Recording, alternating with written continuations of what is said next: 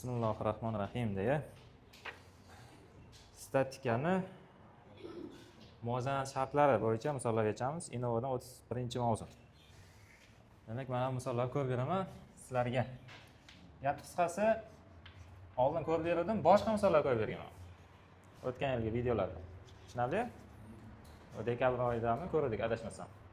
Endi umuman boshqalarini ko'ryapman. Orasida bitta ikkita bor. Kelishdiki?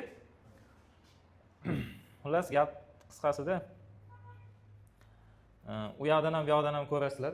Agar tushunmay qolsalar, qaysi savol yechilishini sizlarga bonus pashti bor. 70% savolni yechimini ko'ryapman, 30% qolyapti. Hozirgi bilan solishtirsak, avvalgi video bilan solishtirsak. Kelishdiki? 4-savoldan boshlaymiz. 1 metr uzunlikdagi bir jinsli sterjin og'irligi markazi 10 cm surish uchun uning bir uchidan necha santimetr qirqib tashlash kerak deyapti. Mana bunaqa deyapti, qaranglar. Uzunligi qancha ekan? 1 metr. 100 cm degan og'irlik markazi qayerda u? O'rtasida. Sterjin og'irlik markazi o'rtasida 50 mishi. Birinchi qismi ham 50, ikkinchi qismi ham 50 cm bo'ladi. Mana shu og'irlik markazi siljir ekan. Mana shunaqa chizib ishlaylik. Bunday ko'rinadi vaziyatga. Mana keyingi uzunlik bo'ladi bu. Mana bunday qilib katta L harfi. L. Bu nima bo'ladi shunda? L. yoki bo'pti. L. L shtrix, ha? Bekorga shtrix ishlatmayapmiz. Shunda men og'irlik markazi qanchaga siljishsin ichkariga? 10 cm ga ichkariga qarab siljishsin. Mana bu yerdan qancha qirqib tashlasak, buni yirik dedim. Qirqib tashlaganimizda o'sha yirikda so'rayapti. Tushunarlimi? Demak, mana bu L1 shtrix nimaga aytgan? Kim aytadi? Ha? Ne 40 desa ne? 40 bo'ladi, to'g'ri. 40 ga 10, 50 ga to'g'ri. Ha, ko'rinib qoladi, ko'rasizlar, chizma chizsa. Chizma chizsa ko'rinib qoladi. Bo'ldi. Demak, 50 shtrix necha bo'ladi? 50 shtrix bu yog'i. Bu yog'i ham 40 mi? Shunda общий L shtrix necha bo'ladi? 80. Demak, 107 80 cm qancha ekan? Y? 20 cm. Tushunarlimi? Shuning uchun yo'q, bitta chizib olinglar chizma. To'g'ri ketdi. 7.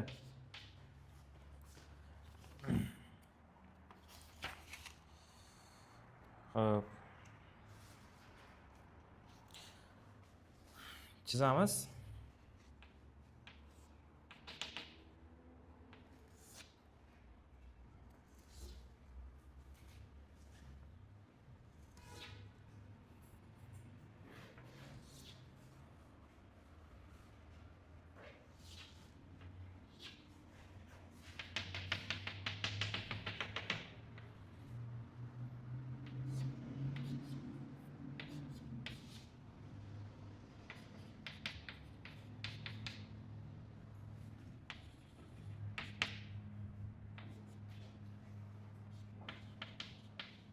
Kuzatib turinglardan xato chizmayapmanmi, nima bo'lyapti?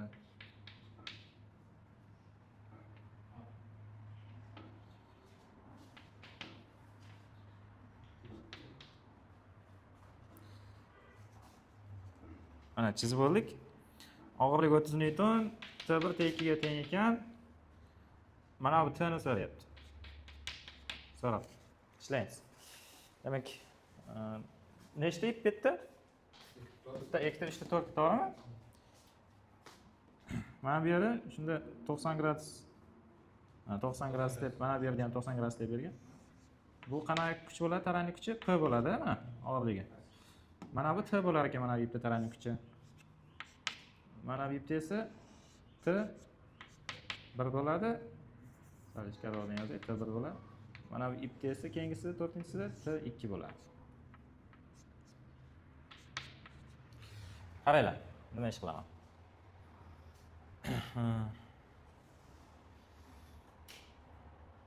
T1 bilan T2 teng-ku bir-biriga. Eng sodda usuli mana bunaqada. Shu to'rtta kuchni vektor yig'indisi 0 ga teng degani kuchlar muvozanatlashgan deganda. Mana bu ikkitasini yig'indisini bunga tenglash kerak.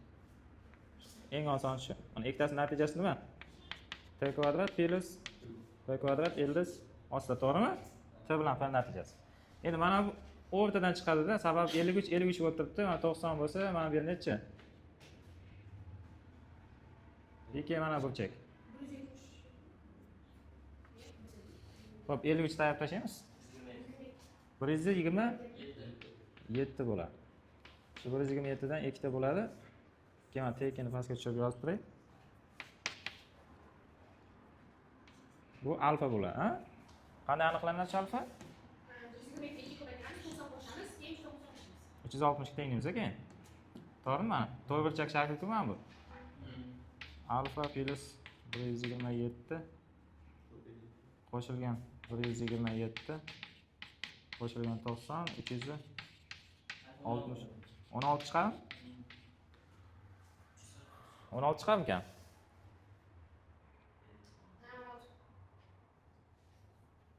Ya qiyin usuldan ketyapmiz. Hozir natijaga kuchga qo'ymoqchi edim ikkitasin. Mana bunday qilamiz. Qiyin usuldan ketdi. 90 gradus 53 90 mana bu yer necha bo'ladi? 37. 53 90 37 mana bu joyi ham. Shunda bu necha chiqadi? 90 ku 16 chiqadi. 37 ga 37 necha?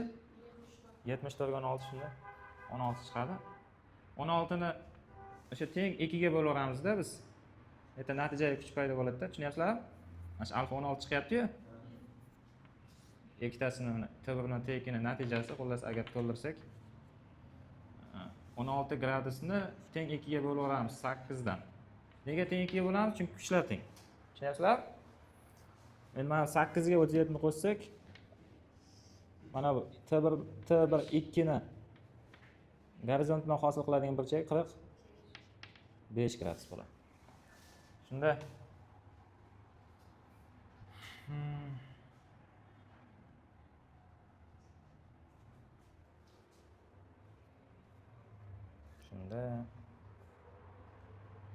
Vobshe qiyin usuldan ketdi. Boshidan aytamiz. Shunaqada kallaga bitta oson usul kelmasa,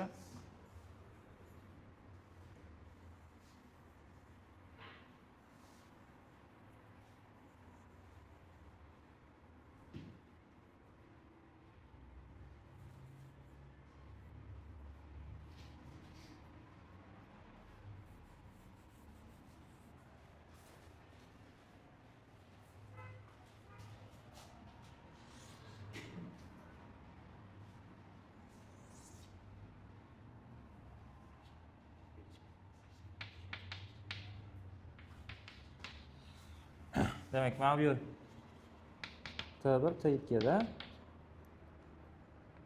T1 T2. Xo'p.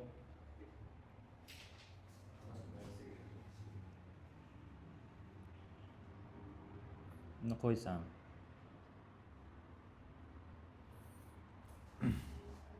Mana ishlasa bo'ladi, endi u ham vaqt oladi-da. Avnech kim aytadi?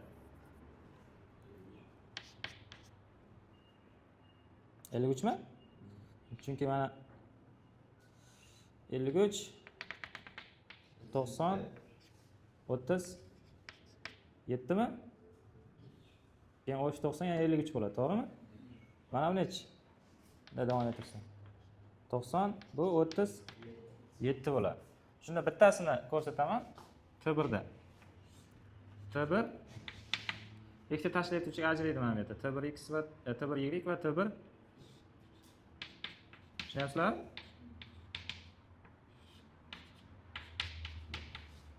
T2.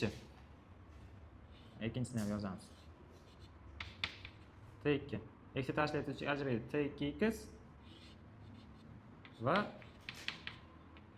tushunyapsizlarmi nima qilayotgan? Va eksalyapman. Vertikaliga va gorizontaliga. Endi nima bo'ladi? T1 y nechiga teng?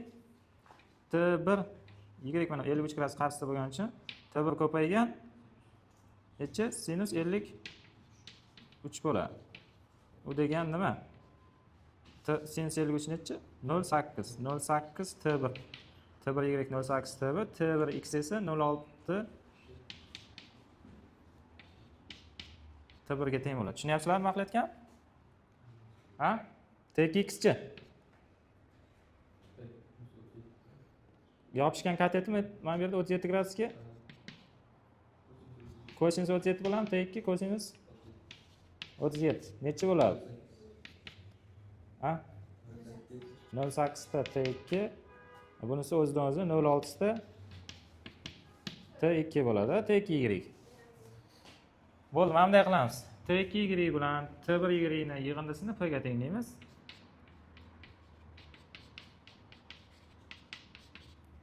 Ikkita tepaga mana ikkitasini vertikal tashkil etuvchilarni bitta joyga yig'asizlarda p ga tengsiz. Keyin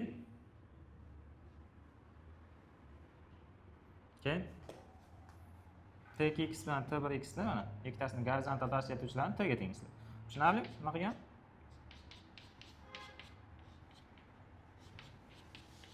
Ana mana bunday yechiladi. Endi yozamiz. T2 y ga nima olib kelib qo'yaman? Qaranglar, mana bunday ish qilaylikda. T1 ni ham T2 ni ham o'rniga mana o'zlayotganimizni T0 deymizda, T deb ketaydi mana. Tushunarlimi? Shuni indekslarni ochib tashlayman. To'rttasini. Mana bu yerga olib kelib qo'yaman. Nechini? T2 y 0,6 t ni va 0,8 t ni. Shunda p nechiga teng bo'ladi? 1/4 t ga teng bo'ladi. Pastdagisi t0 nima teng bo'ladi? Bu ham 1/4 t ga teng bo'ladi. To'g'rimi gapim? Mana 0,6 t bilan 0,8 t ni qo'yib yuborasizlar. T1x bilan T2x. Demak t0 p ga teng bo'ladi ekan. Bo'ldi, tamom. t0 30 newton.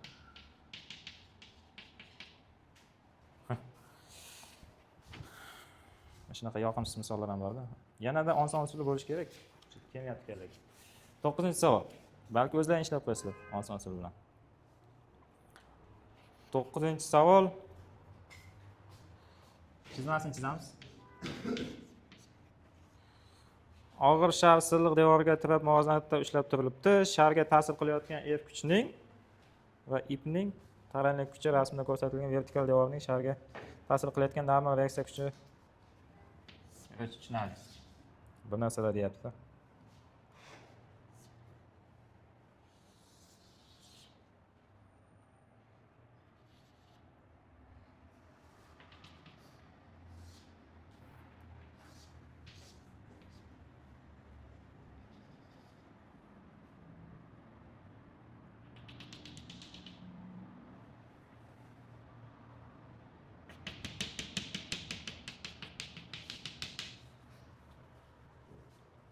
Qaranglar. Mana bu yerda ibn taranning kuchi ekan. Bu m masali jism, xullas og'irligi nima pastga yo'nalgan. Mana taranning kuchi 50 newton ekan. Vertikal bilan 53 gradus hosil qilyapti ekan. Mana bu yerda qanaqa kuch bor?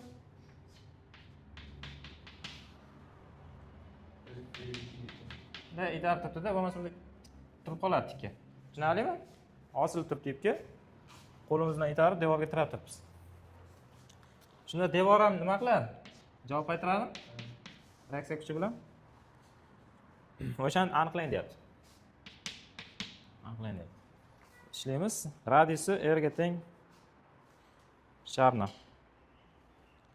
Silliq devor degan nima degan? Mana ishqalanish kuchi yo'q degan. Tushunarlimi? Endi ishqalanish kuchi yo'q. Bo'lmasa ishqalanish kuchi bor deb aytiladi. Keyin uni tepaga ham pastga ham o'ylab ko'rish kerak. Tepaga bo'ladi-da, ushlab turadi ham. Mayli. Ishlaymiz, qaranglar. Qanday bo'ladi? Qayerga tayanib turibdi shar? Mana devorga tayanib turibdi. Tayanchda bu.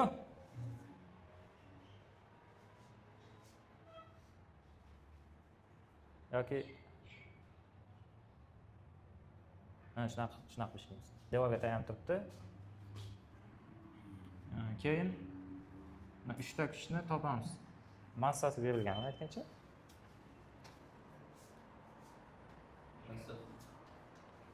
Yo'q, berilmagan.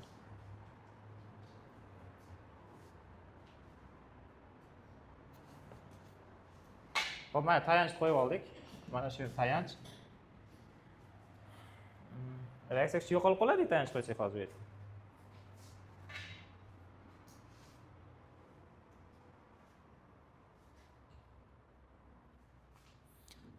Og'ir shar silliq devorga tirab muvozanatda ushlab turibdi. Sharga ta'sir qilayotgan F kuchining va F'ning tabiiy kuchi rasmda ko'rsatilgan. Vertikal devorning sharga ta'sir qilayotgan normal reaksiya kuchini aniqlang. Bu qaranglar, statika emas, qandaydir dinamikaga o'xshab ishlanadiganga o'xshab qolyapti-da. Mana bunday ish qilamiz. Ikkita tashlayotib ajratamiz. Nima bo'ladi? T. X T Y bo'ladi. T Y ni P ga tenglaymiz. Keyinchi T X bilan N ni yig'indisini F ga tenglaymiz. Tushunarlimi? Bu statikaga o'xshab kuch yelkasi qilib ishlamas ekan, oddiy ishlanadigan o'xshaydi. Endi nima qilamiz? Tx mana 53 bo'lsa mana bu yerda 37 mi? To'g'rimi? Bunday davom ettirsam 90 o'lchak bo'ladi. Tx shunda t ko'paygan kosinus 37 ty nima? T ko'paygan sinus 37 bo'ladi. Sraz yozaveramiz mana t. Bizga mana bu joy kerak ekan. Tepadagi tenglama kerak emas. Tx nima?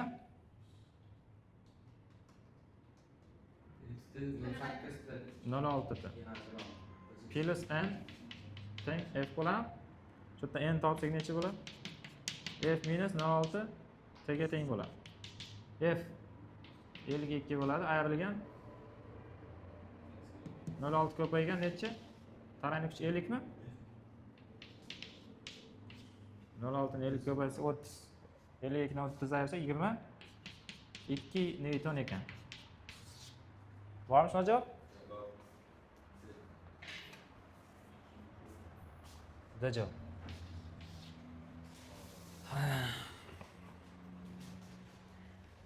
Birinchi savol.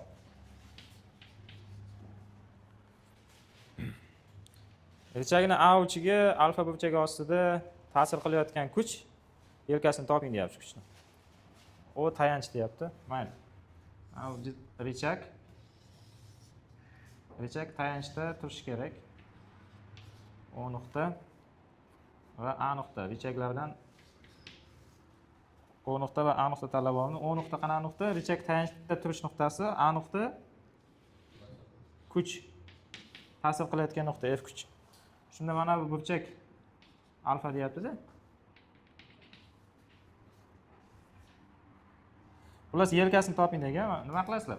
Tayanchdan kuch ta'sir chizgigacha bo'lgan eng yaqin masofa yelka deyiladi. Mana shu F kuchni yelkasi L. Tushunarlimi shu joy? Ha, yelka. L. Qanday topiladi? A dan O gacha geometriyada nima deyiladi shu narsa? A O kesma uzunligi deyiladimi? A nuqtadan O nuqtagacha. Gipotenza bo'ladi shunda. Faqatdan ham L ni burchak qarshisidagi katetni gipotenzaga nisbati sinus alfa. Qarshisidagi deyapman. Bo'ldi, mana shu javob bo'ladi. Bormi javob? A O sinus alfa. Javob.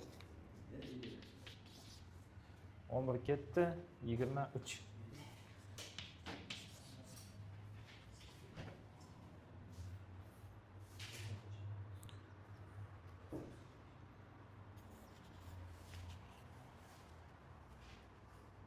Ochilgisi kelmayapti.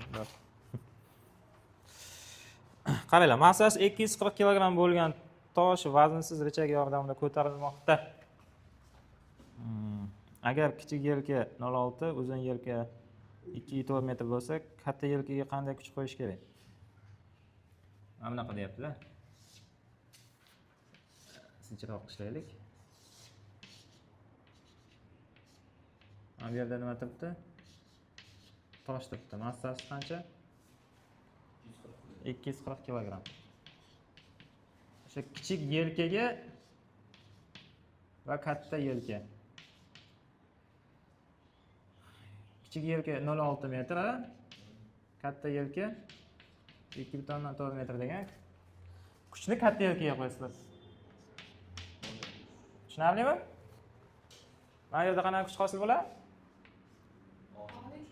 Og'irlik kuchi, ya'ni F2 M J bo'yicha 2400 bo'ladi shu, ha? F2 ni yoqqa chiqaramiz. Richak formulasini ishlatamiz ham. F1 ni L1 ga buni F2 deyishib berganda. Shunda bu bir bo'ladi. F2 L2 F1 L1. Vaznsiz richak bo'lsa bo'ladi. Eslangdan chiqmasin shu formula. Mana nima massasi? Richakning massasi 0 ga teng, ya'ni o'z-o'ziga og'irligi ham 0 ga teng bo'ladi. Bo'lmasa o'shani ham og'irligi bor deb turib, yelkasini hisoblashga tushunarli? Kelib qolsa ko'rsataman. F2 nima bo'ladi shunda? F1 L1 taqsim L2 bo'ladi. Keyin hisoblaymiz. Hay, gapinglar. F1 2400 L1 0.6 bo'lingan 2.4 mana 10 ga ko'paytirib olsak, virgullar yo'qoladi. 24 dan ketadi. 6 ko'paygan 100. 600 newton kuch qo'yar ekanmiz. Tushunarli, bu chizmasi yo'q edi misol, anjom. Chizib ishlanglar shuncha. 27. Mana tayyor chizmasi turibdi 27 da. Bunday qilib qo'yibdi-da. Bunday qilib chizib. Bunday 6 kilo yuk turibdi degan mana bu yerda 6 kilogramm. Yelkasi 0.2 metr, mana bu tomon yelkasi 0.3 metr.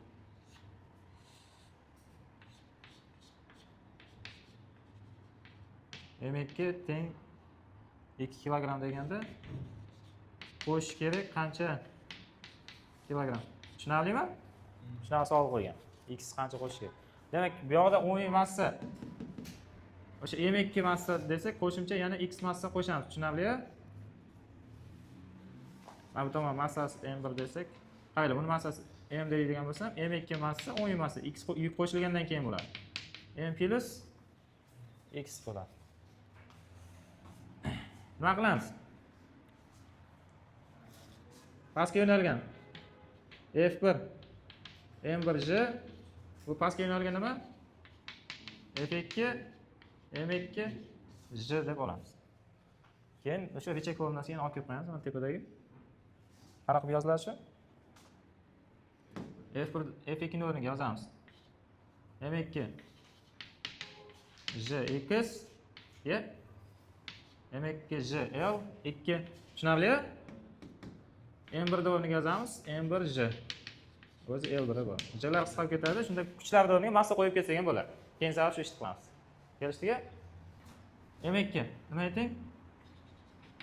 M plus X ga teng. M1 L1 mana formulasi tayyor. M nech? 2 mi? X L2 0 3 M1 6 L1 0.2. Qisqaram 0 butunlar 6 bilan 3 ham ketadi, 2 bo'ladi. 2 4 bo'lib qoladi.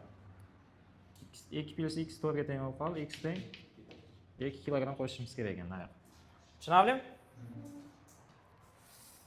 Onsana qiyin emas. Xo'p. Keyingi savolimiz 33.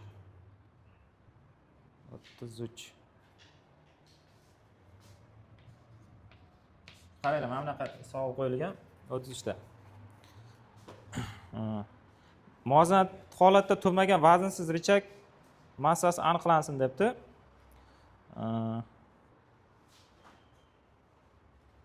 Bunda yuk richagining birinchi tomoniga qo'yilganda 160 newton, ikkinchi tomoniga qo'yilganda 250 newton ko'rsatadi. Jism massasini toping. Xo'p. Mana bunaqa savol qo'yilgan. Vazni yo'q richagida.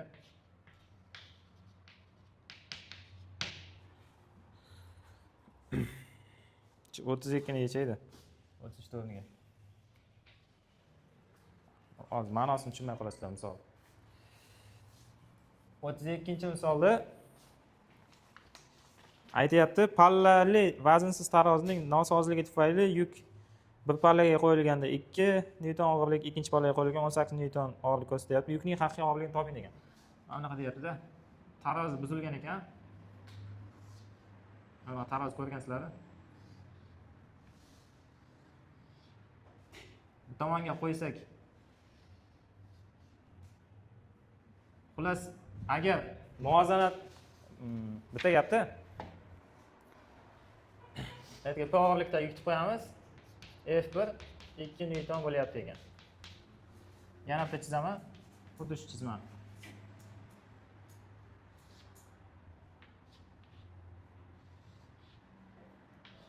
Endi o'sha og'irlikda yukni bu yoqqa qo'ysam, bu yoqdan 18 newton kuch bilan bosib tursam, keyin mana muvozanat keladi.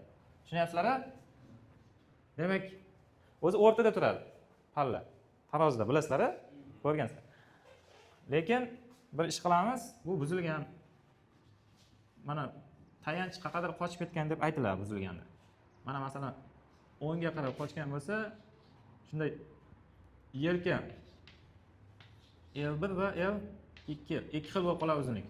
Yelka bir xil mana bu yerda L taqsim 2, L taqsim 2, umumiy L oladigan bo'lsak. Bunaqa bo'lmaydi, qochib ketadi. Tarozida. Buzuq tarozida qochib ketadi deysizlar.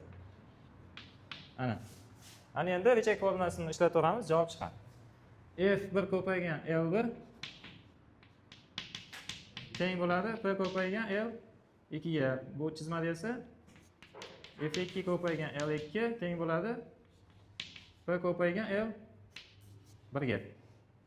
To'g'rimi? Nima qilamiz? Ikkitasidan ham L1 taqsim L2 ni topib olamiz. L1 taqsim L2 mana bunda nimaga teng bo'ladi? L1 taqsim L2 birinchisida. P taqsim F1 ga teng bo'ladi.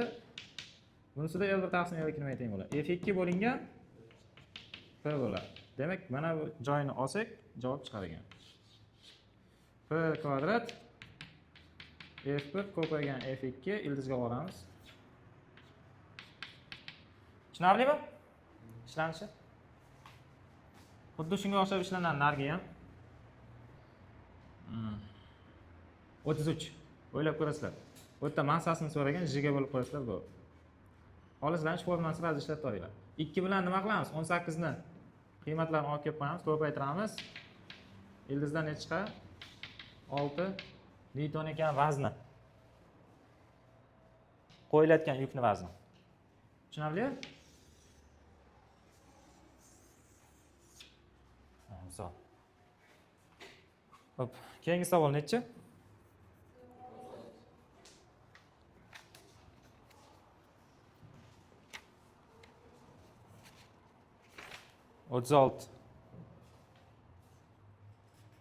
Agar yerda yotgan sterjinni bir uchidan 12 newton bilan ko'tarish kerak bo'lsa, deyapti.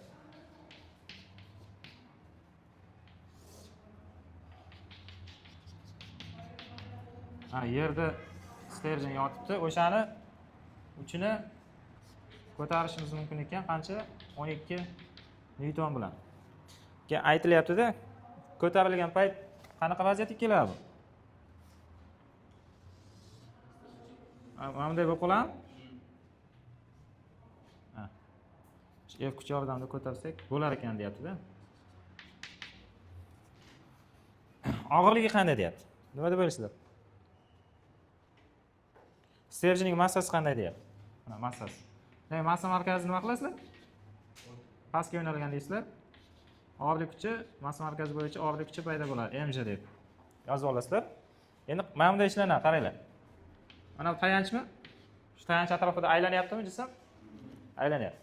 Demak, nima qilamiz? Mana F kuchni yelkasini yozamiz. Nimaga teng bo'ladi F kuchni yelkasi? Sterjinning uzunligiga teng bo'ladi.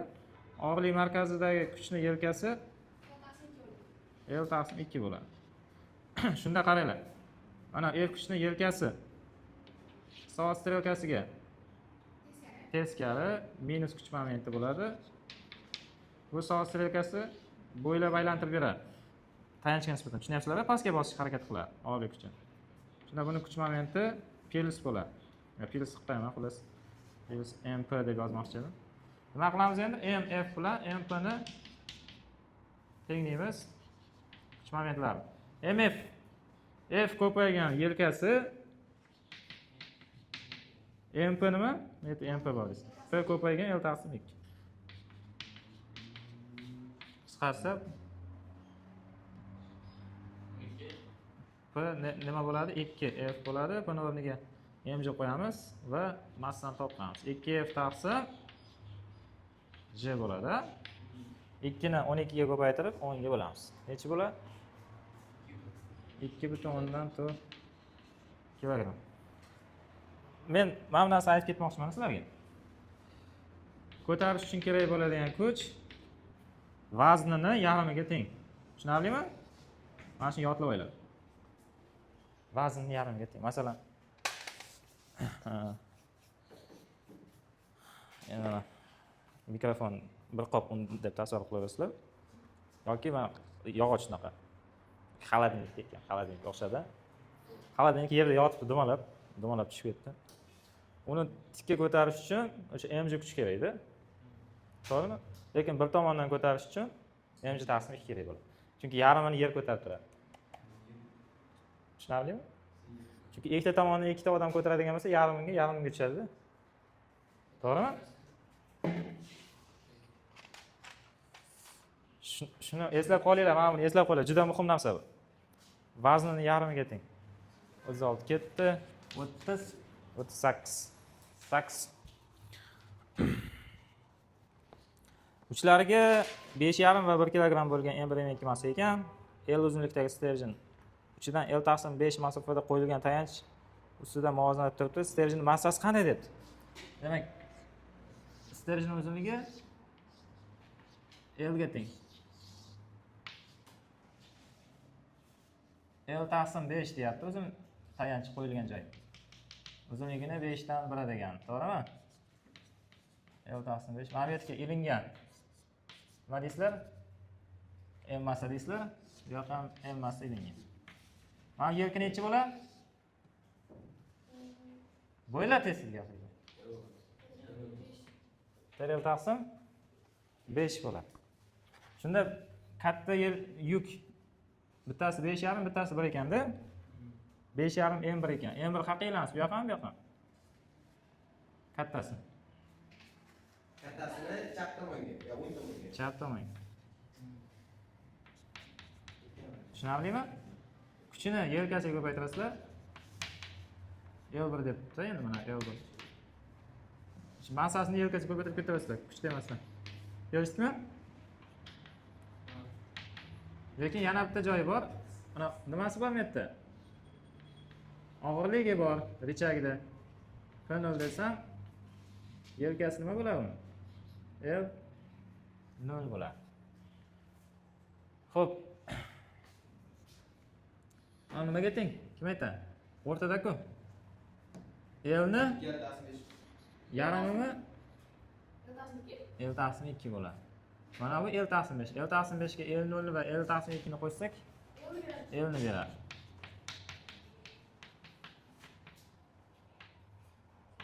Men aytmoqchi bo'lganim mana P yuk ham nima qiladi? Bosadimi? Richagan bosadi o'ng tomondan yelkasi bo'yicha. Shunda massasi buniki M0 ga teng. M0 J desak, M0 ko'paygan L0 deymiz. J ni tashib yubordik hammasini. Kelishdikmi? Bo'ldi, mana M0 topamiz. Avval L0 topib olish kerak mana bu yerda. Nima bo'ladi? L minus L taqsim 2, L taqsim 2 dan L taqsim 5 ta ayiramiz. Necha bo'ladi?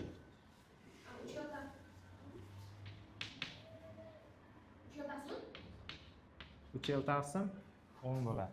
Shuni mana yerga olib kelamiz. M1 o'rniga necha qo'yamiz? 5,5. L1 L taqsim 5 teng M2 1/10 deb berganmi ikkinchi massam? L2 4 taqsim 5. 4L taqsim 5, to'g'ri. Plus M0. M0 Ko'paytirib 3L taqsim 3L. 10 bo'ladi. Tushunarli? Qaranglar, Richek formulasida bitta narsada kuch, yelka vaznni ham e'tiborga olib qo'yinglar, mana bu joyi qolib ketmasin. Vazni bo'lsa. Tushunarli? Yo'llar qisqaradi. Keyin-chi hammasini 10 ga ko'paytirib boramiz. Bu 11 ga 11 bo'lib qoladi. Bu to'g'ri edi, 8 ga aylanadi. 2 ga ko'paytirib ketarasizlarda 10 bilan 5 qisqartirib. Bu 3m 0 bo'ladi. 3m 0 11 dan 8 ayiramiz. Necha bo'ladi? 1 2 ga 1 2 yu 2. Juda yoqimsiz raqam chiqdi. 3 ga bo'linmaydigan. Xato qilmadikmi-kan? Ha, 1 emas ekan, 1 ekan massasi. 1 ekan. Shunda 1 to'rtga 4 bo'ladi, 2 ga bo'lsa 8 bo'ladi. 11 dan 8 ayirsak 3 bo'ladi. 3 bo'lingan 3 1 ni beradi. Tushunarli? Ajoyib. Sterjin massasi 1 kilogramm. 38 ketdi, 45.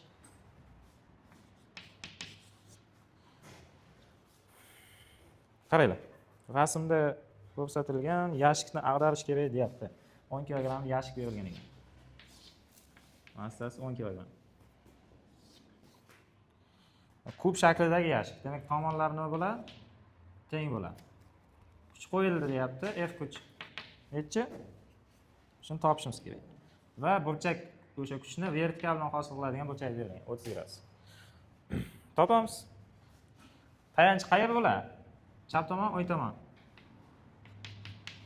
Qaysi nuqtaga tayanib dumalaydi? O'ng tomonmi? Mana tayanch bo'ladi. Mana diagonallar kesishgan joy massa markazimi? Massa markazi bo'yicha nima qiladi? Og'irlik kuchi bor. Qiymati mg ga teng.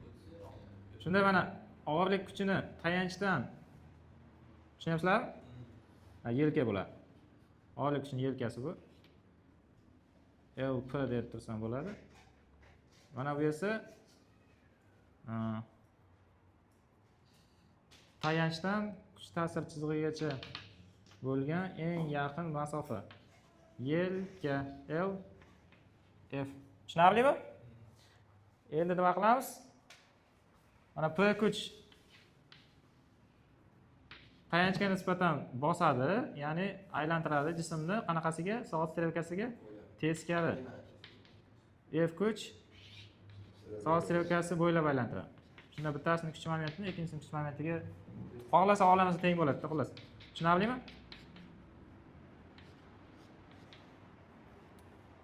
Bittasi minus, bittasi plyusi. Shunda MF nimaga teng? F ko'paygan LF, MP nimaga teng? P ko'paygan L P ga teng. LP nimaga teng o'zi? Kim aytadi?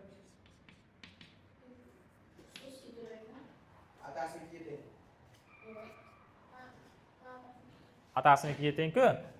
Tepa A bo'lsa, diagonallar kesishgan joy yarim bo'ladi. L ni qaranglar, topamiz. LF ni. Mana bu nimaga teng mana? Mana bu joy. A mi? LF ni A ga nisbat. Nima bo'ladi? LF ni A ga nisbati. Sinus alfa. Sinus 37 1/2 mi? Demak, LF 1/2 ni A ga ko'paytiramiz. A/2 o'qilar ekan. Demak, LP ni ham LF ni ham o'rniga A/2 qo'ydik nima, qo'ymadik nima, baribir bir xil ekan, qisqarib ketadi. Demak, qanaqa kuch bilan ag'darar ekanmiz? O'zini og'irligiga teng bo'lgan kuch bilan mg 10 massasi 10 edi, men kattaroq yozmoqman. 10 ko'paygan 10 100 newton kuch talab qilar ekan ag'darish. Agar to'g'ridan ag'darish kerak bo'lsa 100 newton bo'lmaydi. Shunaqa savollar bor edi. 47 da bor ekan. Men ishlayman deb yozganman, yozibman. 47. To'g'ri burchak shaklida berilgan, massasi 15 kg.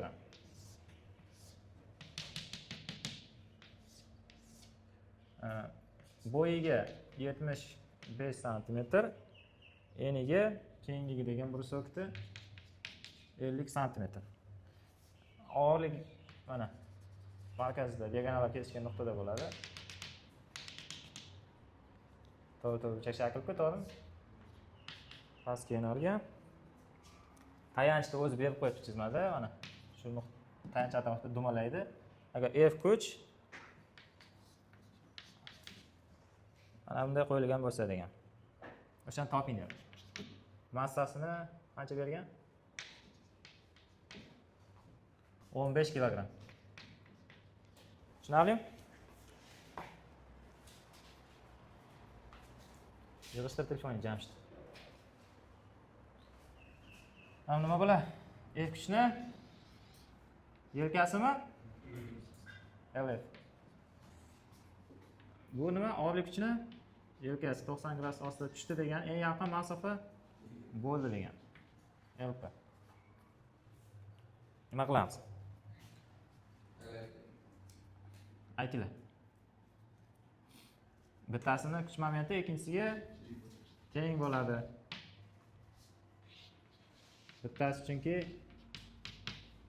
F kuchni kuch momenti soat harakasi, bu soat harakasi qarshi aylantiradi. Tayanchga nisbatan deysizlarda bir-biriga tenglaysizlar. Pastda nima ish qilgan bo'lsak, mana shu bo'ladi debdan. LF 75 ko'paytirilgan. LF B mi LF? LP 50. A taqsim 2 mi? Shunda F P ko'paygan A taqsim 2 B degan javob bo'ladi. Mana bu yashikni ag'darish uchun kerak bo'ladigan kuchni hisoblash bo'lmas. Yashikning eni bilan bo'yi berilgan bo'lsa. Tushunarli? MJ 150 bo'ladi, to'g'rimi? Massasi 15 kg. A eniga 50 cm qaranglar, metrda olib kelish shart emas, chunki nima qiladi? Qisqarib ketadi. 2 ko'paygan 75 cm, 150 cm to'g'ri. 150 bilan 150 ketadi, 50 newton yetarli bo'lar ekan. O'zi 150 edi. 150 ga. Lekin 3 dan 1 bo'lyapti. Ag'darish uchun kerak bo'ladigan kuch. Vazni 150 newton. O'ziga teng yarimga vazni teng yarim bo'yicha kerak bo'ladigan kuch bo'lish uchun kubik bo'lish kerak. Tushunarlimi? Chunki mana A bo'ladi, qisqarib ketadi, P taqsim 2 bo'lib qoladi. Agar shu shaklda yozilgan bo'lganda shundan ko'proq tushadi. Undan ham ko'proq kuch kerak bo'ladi. Bir bilan joyini almashtirasan-da. Tushunarli? Xo'p. Nimadir tushunyapsizlarmi chiqib? 53.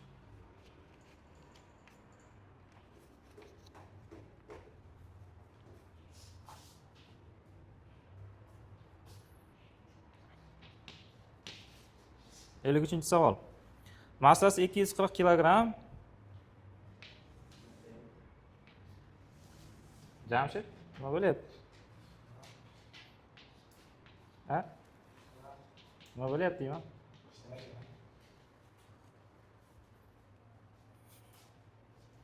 Nega yosh fizika o'qim deb o'tirsan?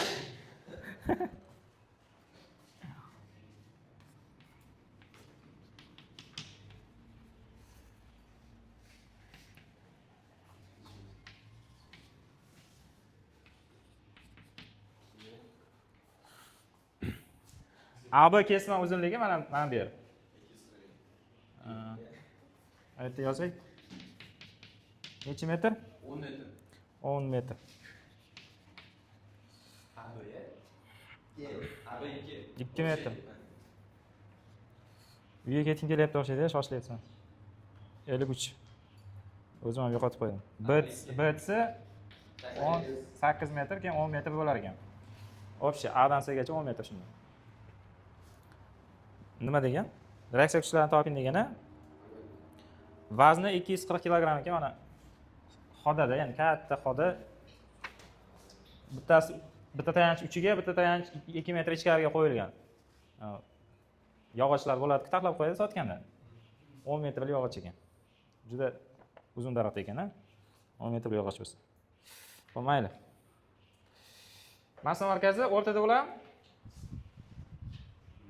5 ta. Shunda 5 bo'ladi, yo'q 3 bo'ladi. bu tayanchga nisbatan 5 bo'ladi, yo'q 3 bo'ladi, yo'q 2 bo'ladi. mana bu L1 3 bo'ladi, L2 5 ga teng. Общий 10 ku, to'g'ri? Reaksiya kuchlarini so'rayapti. N2 N1 ishlar so'rayapti. Qaranglar, qanday aniqlanadi? Buni tayyor formulasi bor. Mana bu yer tayanch deysizlarda. Bu yer ham tayanch. Bittasi O1 tayanch, bittasi O2 tayanch. O1 tayanchga nisbatan mana tayanchdagi kuch olinmaydi, mana N2 tayanchda yotmaydigan kuchlar bo'yicha tushunarlimi? Bu yoqqa aylantiradi, bu tomonga aylantiradi deysizlarda. Ikkitasini nima qilasizlar? Kuch momentlarini tenglaymiz. M2 manfiy, MP musbat bo'ladi. Shular tenglashadi. Tushunarlimi gapim? MP M2 ga tenglashar ekan. MP teng bo'ladi P ko'paygan yelkasi L1, M2 kuch moment. Kuch ko'paygan yelkasi L1 plus L2 bo'ladi. Tushunarlimi shu joy? Hozir biz O1 tayanchga nisbatan ishlayapmiz. O2 tayanchga nisbatan xuddi shunaqa bo'ladi. N1 da yelkasi L1 plus L2 bo'ladi, P ning yelkasi L2 bo'lib qoladi. O2 tayanchga nisbatan. Tushunarli? Lekin P bu tomonga bosadi deb aytasizlar. Teskarisiga, sonsiga teskari aylantiradi. O2 tayanchga nisbatan deb. Xullas, gap qisqasi N2 teng bo'lar ekan nimaga? P ko'paygan L1 taqsim L1 plus L2 ga teng bo'ladi. Bo'ldi. Hisoblaymiz. O'zlar nimaga tengligini topishga to'g'ri? MG ga tengda u. 2400 ko'paytirilgan 3 taqsim 8 10 emasmi? Yo 8 da to'g'ri. 8 bilan 2 tashlasa 1 metr bo'ladi. 300 ga 3 9 bo'ladi. 900 newton. Bu topdikda hozir N2 ni. N1 da topish usuli. Shunchaki 2 ni o'rniga 1 deb yozamiz, bo'ldi. Bu yerda 1 o'rniga 2 deb yozamiz. Yangi formula yasaladi. Pastda 1 da 2 ni o'rniga joyni almashtirib yozgan ahamiyatli yig'indi, to'g'rimi? Bittada chiqadi. Bu bitta usuli. Ikkinchi usuli tepaga yo'nalgan ikkita kuchli yig'indisi, pastga yo'nalgan ikkita kuchli yig'indisi. Bitta kuchli yig'indisi teng. Tushunarlimi? Bu ikkinchi usul. Chunki mana bu yerga P yozasizlar necha? 2400, N2 topildi 900, N1 shunda nechadir bo'ladi. Tushunarli? Bu ikkinchi usul. Yana uchinchi usuli 0 dan ishlanadi. Mana O2 tayanchga nisbatan deb turib. Agar eng yaxshi usul mana dinamik tepadagi. Tushunarli? Mana. Bittasini topasalaring. Keyin mana bunaqa savol kelganda qaysidir misollarda vaznda degan. Mana atayin sariq dedi, oqda ajratib belgilab qo'yapman. Vazni bosadigan kuchi. Vazn nimaga teng? Har doim reaksiya kuchi yoki taranlik kuchlariga teng deb o'rgatganman. Tushunarli? Shunaqa. O'sha narsalar so'raladi. Vazn yoki bosim kuchi deydi. Xo'p, 53 ketdi. Bormi javob? 900 ga necha bo'ladi? Ayirsak 2400. 1500. D javob. Xo'p. 56.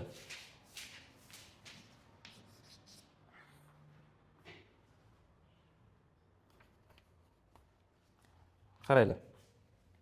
56 da richak berilibdi, chapdan 4 ta. 1 2 3 4.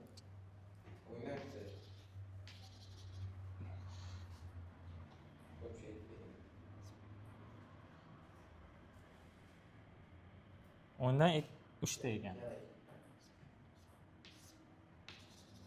Mana bu yerda becha qo'yilgan. Chapdan 4ta, o'ngdan 3ta. Keyin yilib tashlagan yuklar.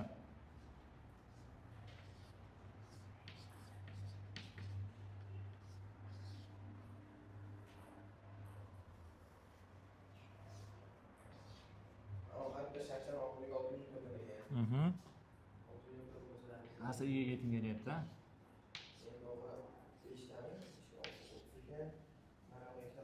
Demak, mana har bittasi 6 newtondan P0.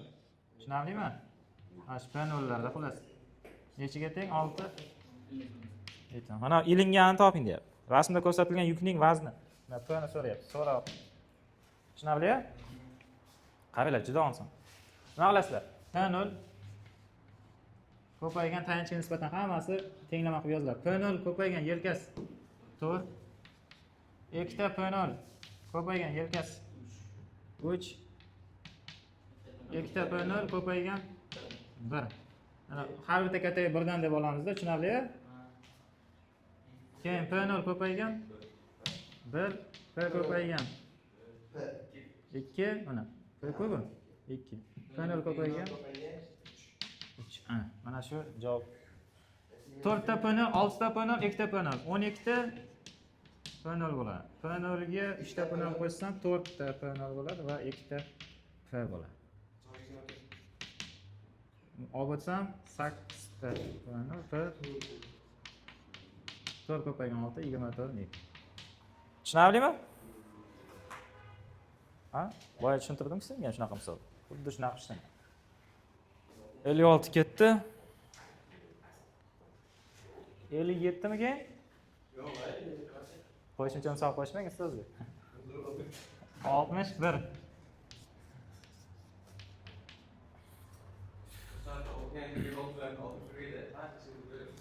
Oltmish birda o'tgan sari ishlay olmagandim, endi harakat qilamiz ishlashga. Nechiga ekan kubik? 5 ga 4.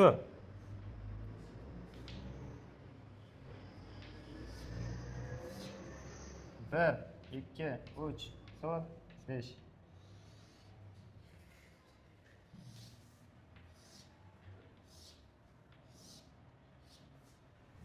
Bir, 2, 3, 4. Chizib oldik. Yulduzchasi sog' ekan 61. Men bilan ishlashga harakat qilinglar shuning uchun. O'tgan sari ishlay olmagandim. Bo'lmasa ketmaysizlar ishlamaguncha. Javob chiqmaguncha. Hammasini ishlagandim, bittasi chiqmay qolgandi. Kallaga ideya kelmaganda. Endi keladi, xudo xolasa mana. F kuch bu yoqdan qo'yilibdi va F kuch mana bu tomondan qo'yilibdi. Keyin vazni 126 newton deb bergan. 126 newton. Vazn qaranglar, 5 ni o'rtasida, 2,5 va 4 ni o'rtasida. Assalomu alaykum. Kim? Yo'q, Kamol aka obeddan keyin keladi.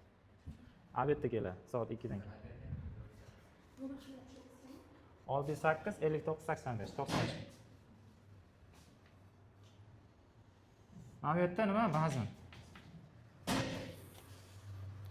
Va mana bu yer 37 gradus. Nima hal qilib beradi nomer aytganimni? Ne kulyapsizlar?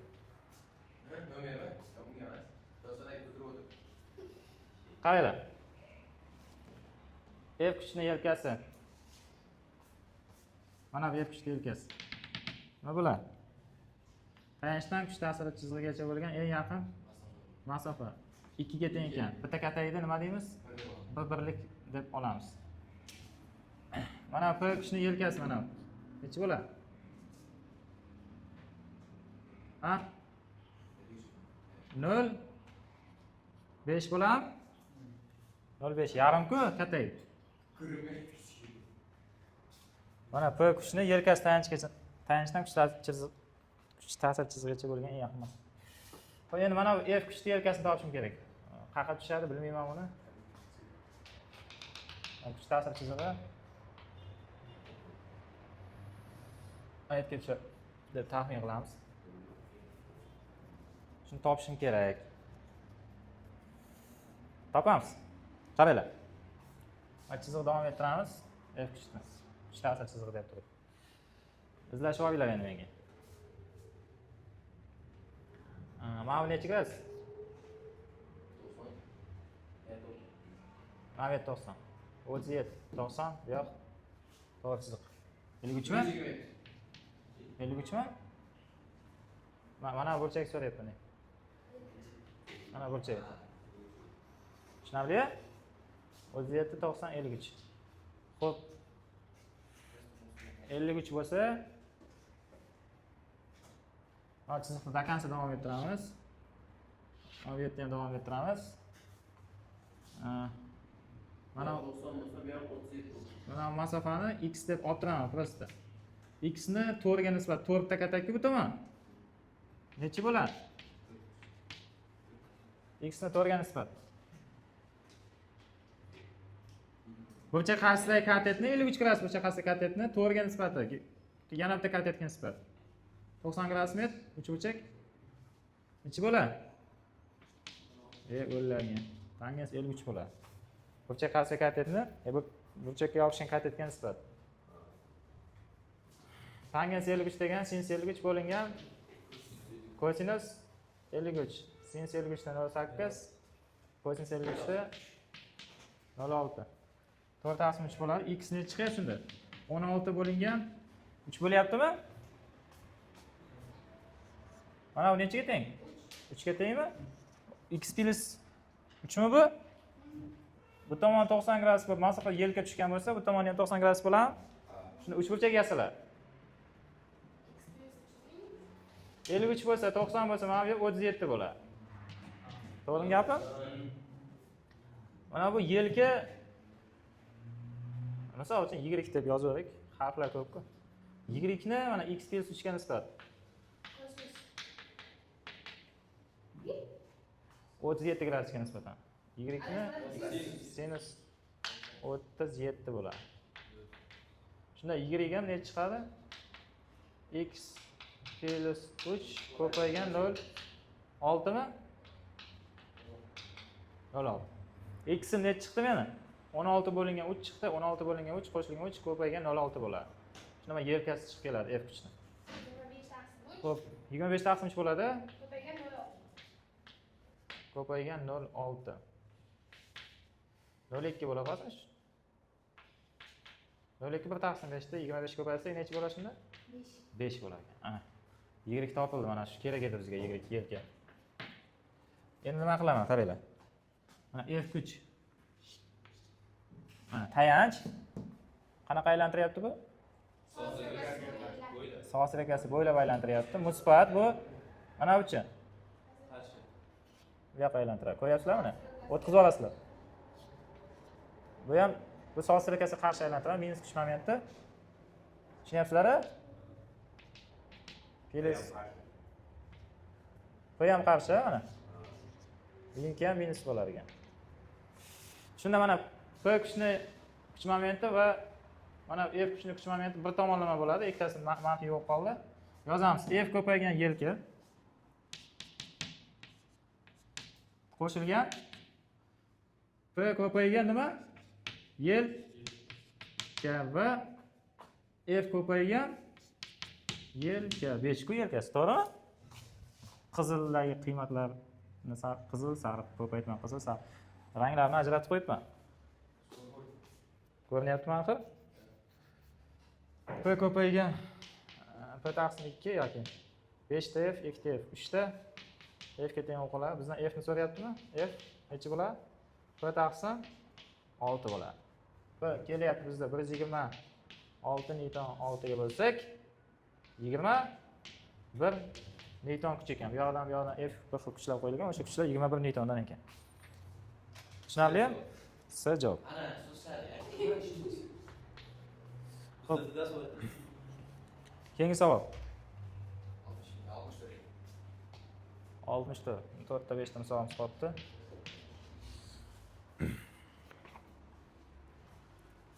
Tushunyapsizlar? Alo. Qaranglar.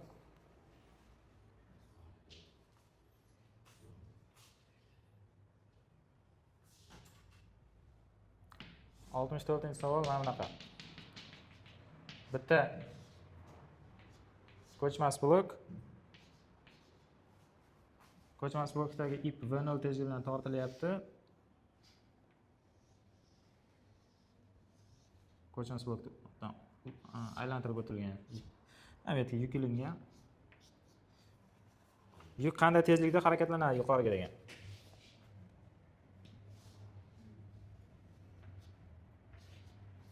Qanday tezlikda harakatlanadi. Bitta gapda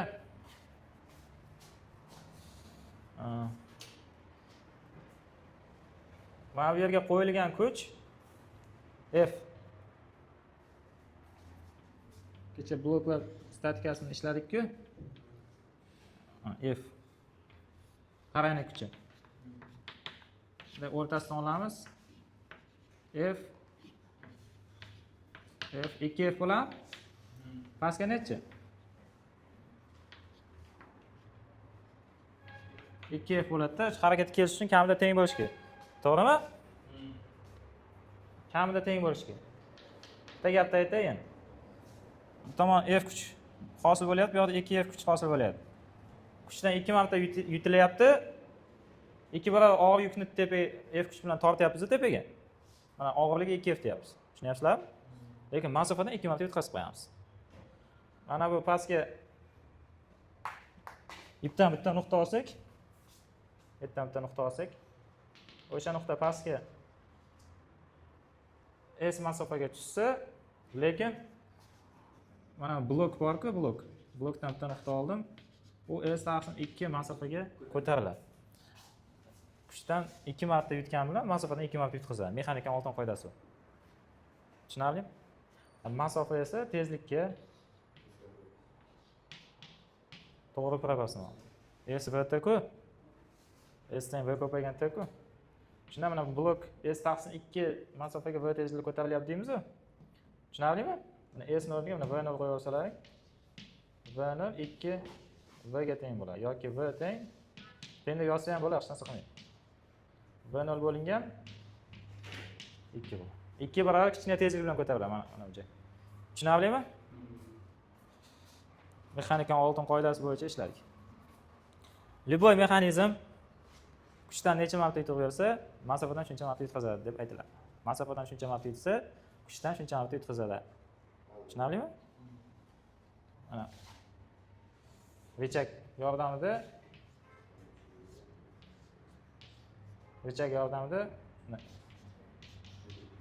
yuk ko'taryapsizlar. 5 marta yutdilaring. 5 barobar mana shu P bo'lsa pastga. P bo'lsa P ni 5 ga nisbati tushunyapsizlarmi? Og'irligini 5 marta bo'linganiga teng bo'lyapti F kuch. Yukni. Lekin bu yerda hozir mana bu 5 ta x masofaga tushish kerak. Bu x masofaga ko'tarilganda deb aytiladi. Tushunarlimi? Bu yoqdagi yuk 5 barobar og'ir bo'lgani bilan ko'tarilish masofasi 5 marta kam bo'ladi. Bu yoqda tushuntira oldimmi nima deyotganim? Mana richak. Richakni bosib ko'tariladi. Mexanika oltin qoidasi. 5 ta x tushsa, bitta x ko'tariladi, chunki 5 barobar og'ir bo'lgani uchun. Mexanika oltin qoidasi hamma joyda ishlaydi. Любой joyda ishlaydi. Tushunarli?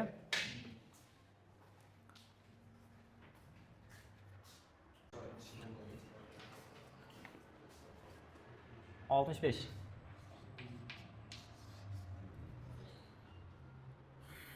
Qaranglar, har xilcha misollar borda, o'rganib ketinglar ishlanishni. Mana bu yerda 65 ta blok, qo'zg'almas blok.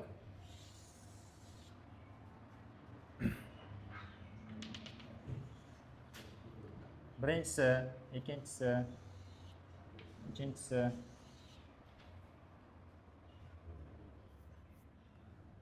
Demak, birinchisiga mana yerga ip qo'ysa 5 bo'lar ekan. Mana ip qo'ysa, to'g'ri. 4 bo'lar ekan. Mana bu yerga yib qo'ysa 3 bo'lar ekan. Bittaga ham.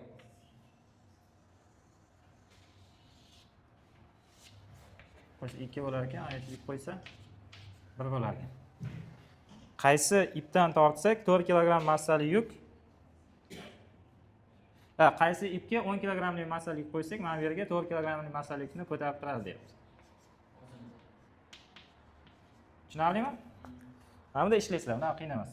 Recheck qilasizlarda uzunlik nechaga teng? Sanaysizlar. 1 2 3 4 5. To'g'rimi? Turklarga o'xshab yozsak 5 1 deb qo'yadi ular. Birlik masofani. Shunda nechigadir 10 qo'yamiz. U qayerdadir yotadi. Bilmaymiz. X deymiz, tushunarlimi? X ko'paygan 10, 5 birlik ko'paygan 4.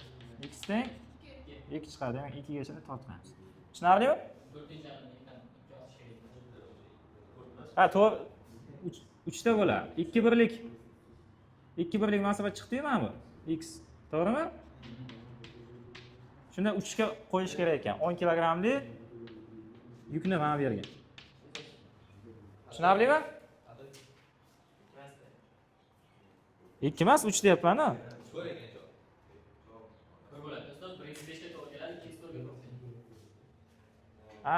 Mana bu yerda bor ekan-a masofa. To'g'ri. Shunda 4 ga qo'yish kerak. Mana yerda kichkina masofacha qolib ketdi, kichkinagina. Mana 2 birlik. Mana 2 birlik sariqda chizib qo'ydim. Shunda mana shu 10 bo'ldi. 10 ni 4 ga qo'yish.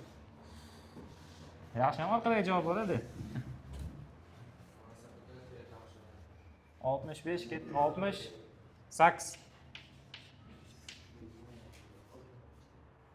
68 qaranglar.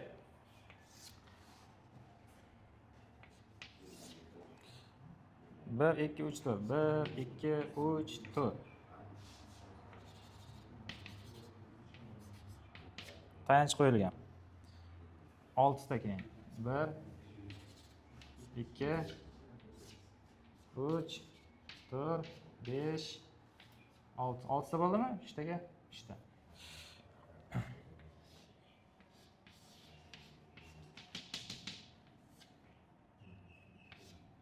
Ha, 4 kilogrammlik ilingan ekan. Shunaqa degan? Bu tomonga 10 kilogrammlik yuk ilingan ekan. Nima gaplashyapsan? Yo'q qara. Vaznini toping deyapti. Rechagida vazni yoki sterjinni vazni har xilcha aytadi. Yoki xodani vazni deydi. Yog'och deydi, farq yo'q. Qayerda uni vazni qayerda yotadi? O'rtasida. Demak, mana bu yerda vazn bor. M R deysizlar, kuchini endi masx qilib ko'taramiz. MR yelka nechiga teng? 1 ga teng, to'g'rimi? Mana 4 pastga bosyaptimi? O'sha 4 shunda tepaga tortadi-da. Bu nima qiladi? Bu ham bosadi. Pastga 10 bilan.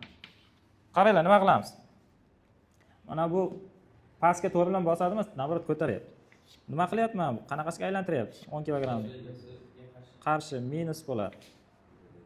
Tushunarli? Buchi soat strelkasi bo'ylab aylantiradi. Sterjin yoki rechak massasi. 4 kilogrammlik massa soat strelkasiga qarshi aylantiradi. Demak, ikkita minusni yig'indisi 10 ko'paygan, tenglamani o'chiramiz boshqa qilamiz. 10 ko'paygan 4 plus 4 ko'paygan 6 teng bo'lishi kerak ekan. MR ko'paygan 1. Tushunarlimi? Mana shu javob chiqadi. MR necha chiqadi shunda? 64 kilogramm bo'lishi kerak ekan. Bormi shuna javob? Javob. Tushunarlimi? Ya'ni mana 4 kilogramm bosyapti deb bitta bosadi qilib qo'ymanglar. Rechak bilan aylantirib o'tkazib qo'ygan ip bilan. Tushunarli? 72. 70 bilan Hozirdan misol qo'shib qo'yaman, yurasizlar keyin. Darslarni kimga ayta olmay. Odam ichidan yig'laydi-yu. Hech narsa bo'lasizlar. H 2H alfa o'ylab turlar necha gradus? 72 dan. Alfa degan narsaga 30 gradus bo'ladi.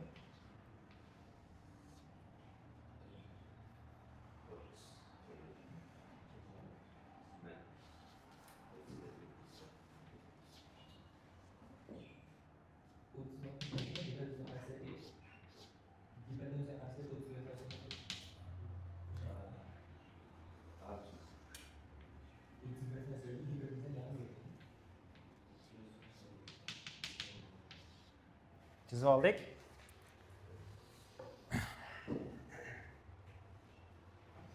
Nima bo'ladi?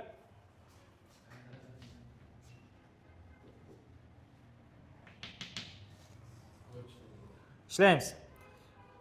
Rasmda sistemada qiyolik tekislikda ustunning og'irligi P deyapti. Mana turgan jism og'irligi nima?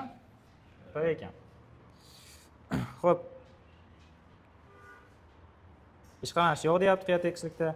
Agar jism muvozin turgan bo'lsa, bir jinsli to'sinning og'irligi mana buni so'rayapti. To'sinning og'irligi P 0 deymiz. O'sha P 0 qayerga yo'nalgan? Pastga yo'nalgan. Topamiz. Qarang, unaqa qiyin emas. Mana birinchi o'rinda burchak topish kerak. Burchak 30 gradus chiqadi. 30 gradus qarshisidagi katet gipotenzani yarmiga teng degan qoida bor, ha? Xo'p, shunda mana vazni qayerga yo'nalgan? P. Pastga yo'nalgan, ikkita tashkil etuvchiga ajraydi u. Px Py 30 bu yoqda shunda 30 alfa. To'g'rimi gapim? Px 30 gradus qarshisidagi bo'lib qoladi. Mana P ga nisbati sinus alfa edi. Eslaring o'chyapti? P taqsim 2 bo'ladi shunda sinus 30 qo'ysak. Qaranglar, mana Px mana shu T ga teng bo'ladi taranlik kuchiga. Endi bu yoq taranlik kuchi bo'lib ketadi. T. Ip boshidan oxirigacha bir xil taranlik kuchiga ega bo'ladi deb olasizlar. Tushunarlimi? Bekarga bloklarni ishlatmadim. Shu bloklar statikasini shu oddiy sterjinlar statikasi bilan aralashtirib bir narsalar qilasizlar, o'g'lingiz. Mana bu yerdagi kuch nimaga teng? Kim aytadi? 2t ga teng. To'g'rimi? Arqonda 2t. Chunki mana t. 2t yelkasi. Necha? 3. Yelkasi 2, mana t ni yelkasi. Va mana p ni yelkasi 1 ga tengmi? 1 ga teng. Endi aylantirishlarni o'rganamiz momentda. Bu aylantiradi, mana bu aylantiradi, mana t kuch aylantiradi. Tushunarlimi? Mana ikkalasi soat strelkasi bo'ylab aylantirgani uchun plus mana bu minus bo'ladi.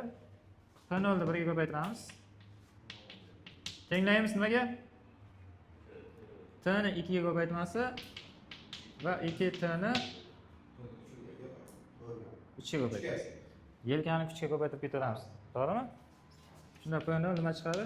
6 ta t ga 2 ta t 8 ta t bo'lar ekan. T nimaga teng? Mana bu Px t ga teng bo'ladi dedim-ku.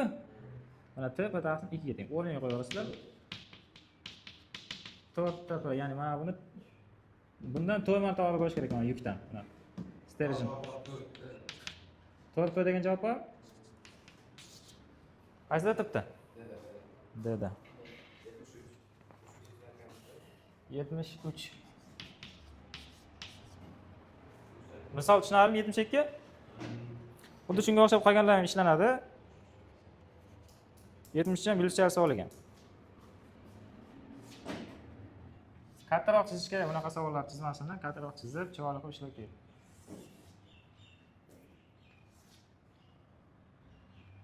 H 2H 3H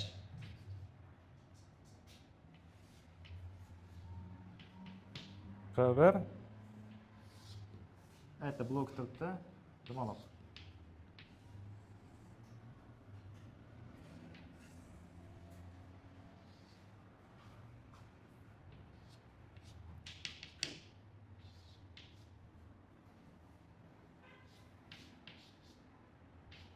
Bu P2, bu P1.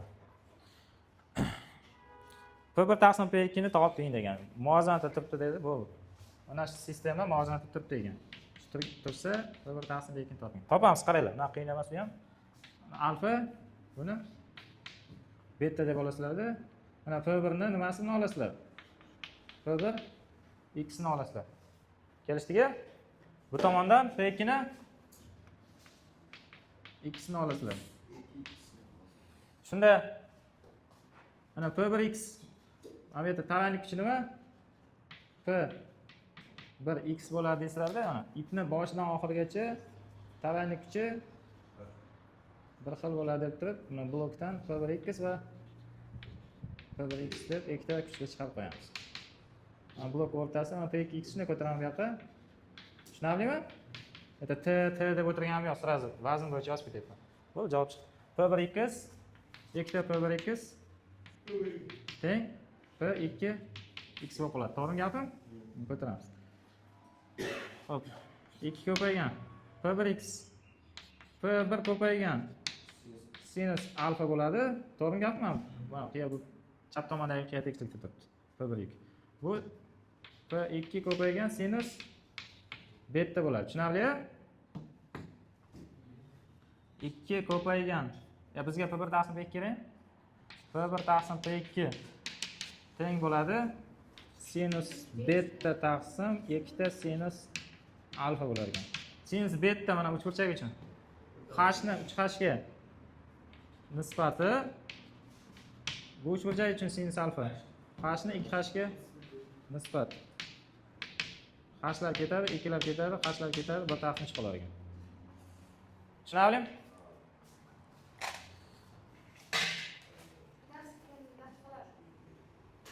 Javob.